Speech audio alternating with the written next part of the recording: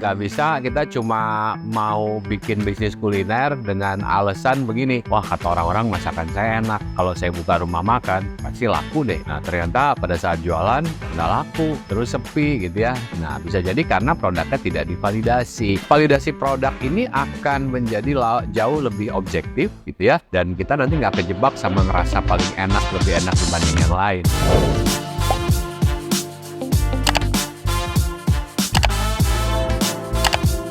Halo para pebisnis kuliner, ketemu lagi bareng saya Rangga Umara, founder dari Kuliner Mastery. Hari ini kita akan membahas mengenai validasi produk.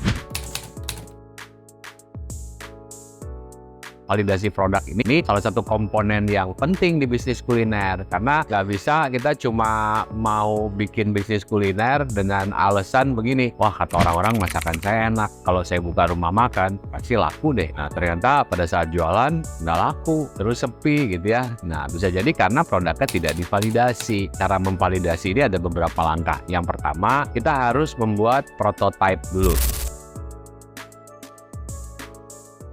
Kita buat produk apa yang ingin kita jual, kemudian kita coba mencari produk sejenis sebagai pembanding. Diusahakan produk yang dijadikan pembanding itu adalah produk yang paling laku. Ya, misalnya kita mau jualan bebek nih, kita cari misalnya bebek yang paling laku di Jakarta, bebek apa gitu ya. Kemudian kita beli, kalau bisa sih ada dua pembanding ya, misalnya bebek A sama bebek B. Nah, bebek A sama bebek B ini kita beli, kemudian kita taruh di piring gitu ya, disandingkan dengan bebek kita. Nggak usah dikasih nama ya, cukup ditulis A, bebek A, B, C.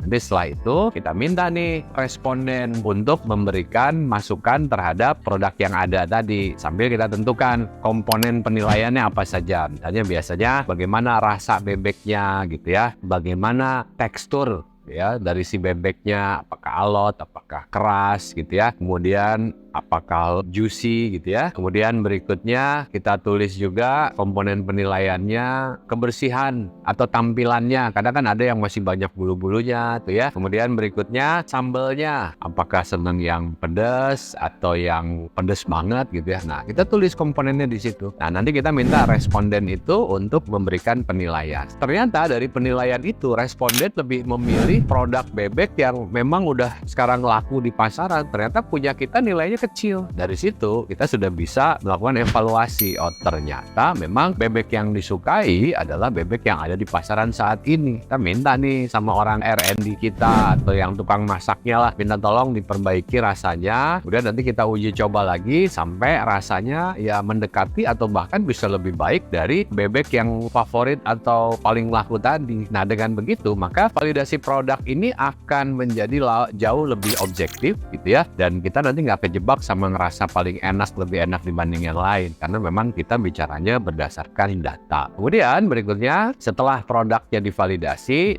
kita juga harus memvalidasi siapa nanti yang akan menjadi target market kita. Nah, kalau bebek ini biasanya kelasnya bukan kelas mahasiswa, karena harganya relatif lebih mahal. Nah, ini kita bisa mengambil segmen bebek ini adalah kelasnya pekerja kantoran ya, atau keluarga. Ini nanti akan mempengaruhi pemilihan target market, ini akan mempengaruhi di mana kita mau buka. Lokasinya kalau misalnya target kita pekerja kantoran ya, kita buka di daerah-daerah yang memang banyak pekerja kantorannya, jangan buka di daerah kampus, atau misalnya buka di daerah perumahan yang target market keluarganya banyak di daerah situ. Itu berkaitan dengan target market. Nah kemudian nanti berikutnya bagaimana untuk penetrasinya.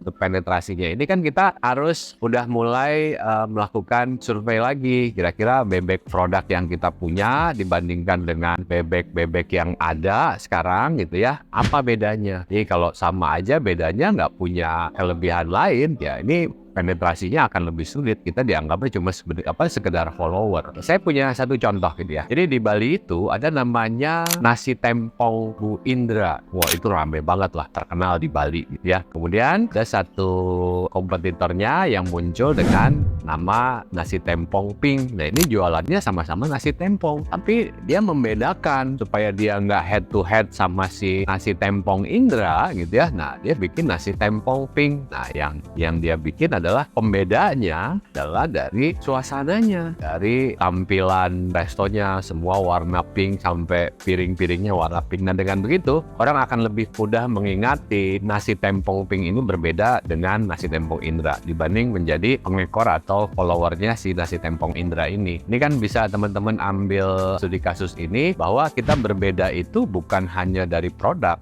boleh sama tapi suasananya kita bedakan, atau misalnya pelayanannya kita bedakan, cara penyajiannya kita bedakan. Intinya sebisa mungkin untuk bisa penetrasi atau masuk ke pasar kita menjadi berbeda dengan yang sudah ada.